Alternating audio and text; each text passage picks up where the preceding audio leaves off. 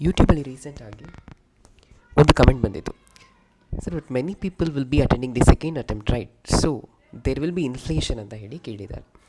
So ಇದ್ರ ಬಗ್ಗೆ ಸ್ವಲ್ಪ ನಾವು ಡಿಸ್ಕಸ್ ಮಾಡ್ತಾ ಹೋಗೋಣ. ಸೆಕೆಂಡ್ ಅಟೆಂಪ್ಟ್ ಇರೋದ್ರಿಂದ ಏನಾದರೂ ಚೇಂಜಸ್ ಆಗುತ್ತಾ ರ್ಯಾಂಕಲ್ಲಿ ಅಂತ ಹೇಳಿ ಸ್ವಲ್ಪ ಅನಾಲಿಸಿಸ್ ಮಾಡ್ತಾ ಹೋಗೋಣ. ಸೊ ಇಲ್ಲಿ ನಾನೊಂದು ಅಟೆಂಪ್ಟ್ ಎಕ್ಸಾಂಪಲ್ ತೊಗೊಂಡಿದ್ದೀನಿ ನೋಡಿ. ಸ್ಟೂಡೆಂಟ್ ಎ ಮತ್ತು student B, two examples. Okay, so ಇವನ ಸಿ ಇ ಟಿ ಸ್ಕೋರ್ ಬಂದು 145 ಮತ್ತು ಇವನ ಸಿ ಇ ಟಿ ಸ್ಕೋರ್ ಬಂದು 145, ಸೇಮ್ ಥಿಂಗ್, ನೋ ಚೇಂಜ್. ಓಕೆನಾ? So C E T contribution ಇದನ್ನು ಬಿಟ್ಬಿಡಿ. ಓಕೆನಾ? ಇದು ನಿಮಗೆ ಇದು ಬೇಡ, ಓಕೆ, ನಮ್ಮ ಕ್ಯಾಲ್ಕುಲೇಷನಲ್ಲಿ ಇದು ಇಲ್ಲ. ಓಕೆನಾ?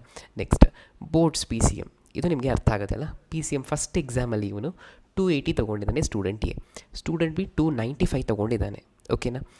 ಸೊ ಇದಾಯಿತು. ಓಕೆನಾ? ಸೊ ಈಗ ನೋಡಿ, ಇವನು ಫಸ್ಟ್ ಅಟೆಂಪ್ಟಲ್ಲಿ 280 ಇದೆ. ಸ್ಟೂಡೆಂಟ್ ಬಿ ಏನು ಮಾಡಿದ್ದಾನೆ, ಸೆಕೆಂಡ್ ಅಟೆಂಪ್ಟಲ್ಲಿ ಇವನು ಬರೆದು 295 ಮಾಡ್ಕೊಂಡಿದ್ದಾನೆ, ಬಟ್ ಸ್ಟೂಡೆಂಟ್ ಎ ಮಾಡ್ಕೊಂಡಿಲ್ಲ. ಓಕೆನಾ? ಸೊ ಇಲ್ಲಿ ಒಂದನ್ನು ಅರ್ಥ ಮಾಡ್ಕೊಳ್ಳಿ, ಸಿ ಟಿ ಸ್ಕೋರ್ ಇಬ್ಬರದು ಸೇಮ್ ಇದೆ. ಇವನು ಫಸ್ಟಲ್ಲಿ 280 ತೊಗೊಂಡಿದ್ದ, ಇವನು ಎಷ್ಟು ತೊಗೊಂಡಿದ್ದಾನೋ ನಮ್ಗೆ ಬೇಕಾಗಿಲ್ಲ. ಅದು ಸೆಕೆಂಡ್ ಅಟೆಂಪ್ಟಲ್ಲಿ ಏನಿದೆಯೋ ಅದನ್ನು ಕನ್ಸಿಡರ್ ಮಾಡ್ಕೊಳ್ಳೋಣ. 295 ಇದೆ ಇವನು. ಓಕೆನಾ? ಸೊ 280 ಆ್ಯಂಡ್ 295 ಗ್ಯಾಪ್ ಬಂದು ನಿಮಗೆ 15 ಮಾರ್ಕ್ಸ್ ಇದೆ. ಓಕೆ, ಸೊ 15 ಮಾರ್ಕ್ಸ್ ಡಿಫ್ರೆನ್ಸ್ ಇರೋದ್ರಿಂದ ನಿಮಗೆ ನೋಡಿ ರ್ಯಾಂಕಲ್ಲಿ ಎಷ್ಟು ವ್ಯತ್ಯಾಸ ಆಗಿದೆ. ಇದು 2200 ಇದೆ, ಇದು 5500. This is approximation. Okay, previous years basis ಮೇಲೆ ಅಪ್ರಾಕ್ಸಿಮೇಷನ್ ಅಂತ ನೀವು ಅಂದ್ಕೊಳ್ಬೋದು. ಓಕೆ, ಎಕ್ಸಾಕ್ಟ್ಲಿ ಇದೇ ಥರ ಇರೋದಿಲ್ಲ, but 1 or 200 to 300 marks variation ಆಗ್ಬೋದು. ದಟ್ ಈಸ್ ರ್ಯಾಂಕ್ ವೇರಿಯೇಷನ್ ಆಗ್ಬೋದು, ನಾಟ್ ಮಾರ್ಕ್. ಓಕೆ, ಸೊ ಈ ಎಕ್ಸಾಂಪಲಿನಲ್ಲಿ ನೀವು ನೋಡ್ಬೋದು. ಸೊ ಸೆಕೆಂಡ್ ಅಟೆಂಪ್ಟ್ ಇರೋದ್ರಿಂದ ಇವನ ಮಾರ್ಕ್ ಏನಿದೆ ಅಲ್ಲ, ಇವನು ಏನಾದರೂ 280 ತೊಗೊಂಡಿದ್ದರೆ ಇದರಲ್ಲಿ ಇಷ್ಟು ವೇರಿಯೇಷನ್ಸ್ ಆಗ್ತಾಯಿದೆ. ಸೊ ಅದೇ ರೀತಿ ಇನ್ನೂ ಒಂದು 50 ಸ್ಟೂಡೆಂಟ್ಸ್ ಬರೀತಾರೆ ಅಂತ ಇಟ್ಕೊಳ್ಳಿ.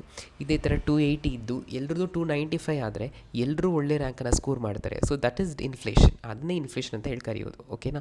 ಸೊ ಎಲ್ಲರೂ ಈಗ ಫಾರ್ ಎಕ್ಸಾಂಪಲ್ 280 ತೊಗೊಂಡಿರ್ತಾರೆ ಫಸ್ಟ್ ಎಕ್ಸಾಮಲ್ಲಿ. ಸೊ ಅವರೆಲ್ಲರೂ ಸಹ ಸೆಕೆಂಡ್ ಎಕ್ಸಾಮ್ ಬರೆದು ಅದರಲ್ಲಿ 295 ಅಥವಾ 300 ತೊಗೊಂಡ್ರೆ ಅಲ್ಲಿ ನಿಮಗೆ ಇನ್ಫ್ಲೇಷನ್ ಆಗುತ್ತೆ. ಇನ್ಫ್ಲೇಷನ್ ಅಂದರೆ ಏನು?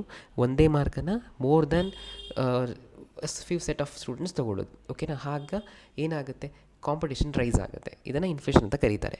ಬಟ್ ಇಲ್ಲಿ ಕೆಲವೊಂದು ಲಿಮಿಟೇಷನ್ಸ್ ಇದೆ. ಏನು ಲಿಮಿಟೇಷನ್? ಸೆಕೆಂಡ್ ಅಟೆಂಪ್ಟ್ ಬರೆಯೋ ಎಲ್ಲರೂ ನಿಮಗೆ 295 ತೊಗೊಳ್ತಾರೆ ಅಂತ ಹೇಳೋಕ್ಕಾಗೋದಿಲ್ಲ. ಓಕೆನಾ?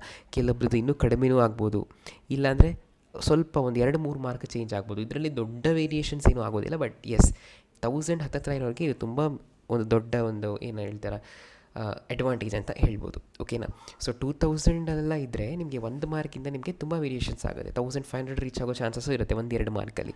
ಸೊ ಸೆಕೆಂಡ್ ಅಟೆಂಪ್ಟ್ ಬರೆಯೋ ಎಲ್ಲರೂ ಒಳ್ಳೆ ಮಾರ್ಕ್ ಸ್ಕೋರ್ ಮಾಡ್ತಾರೆ ಅಂತ ಹೇಳೋಕ್ಕಾಗೋದಿಲ್ಲ. That is dependent, relative. ಓಕೆನಾ? ಹೇಳೋಕ್ಕಾಗೋದಿಲ್ಲ.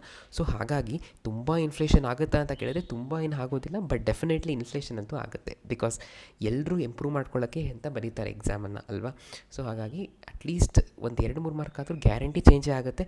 ಡ್ರಾಸ್ಟಿಕ್ ಚೇಂಜನ್ನು ನಾವು ಎಕ್ಸ್ಪೆಕ್ಟ್ ಮಾಡ್ಬೋದು. ಸೊ ಹಾಗಾಗಿ second exam also is one of the factor for your inflation ಅಂತಲೂ ಹೇಳ್ಬೋದು. ಓಕೆ, ಸೊ ಈಗ ನಿಮ್ಮ ಡೌಟ್ ಕ್ಲಿಯರ್ ಆಗಿರುತ್ತೆ ಅಂದ್ಕೊಂಡಿದ್ದೀನಿ. ಬೇರೆ ಡೌಟ್ಸ್ ಇದೆ ಕಮೆಂಟ್ಸಲ್ಲಿ ತಿಳಿಸಿ. ನಿಮಗೆ ಈ ವಿಡಿಯೋ ಇಷ್ಟ ಆಗುತ್ತೆ ಚಾನಲ್ಗೆ ಸಬ್ಸ್ಕ್ರೈಬ್ ಮಾಡ್ಕೊಳ್ಳಿ. Thank you.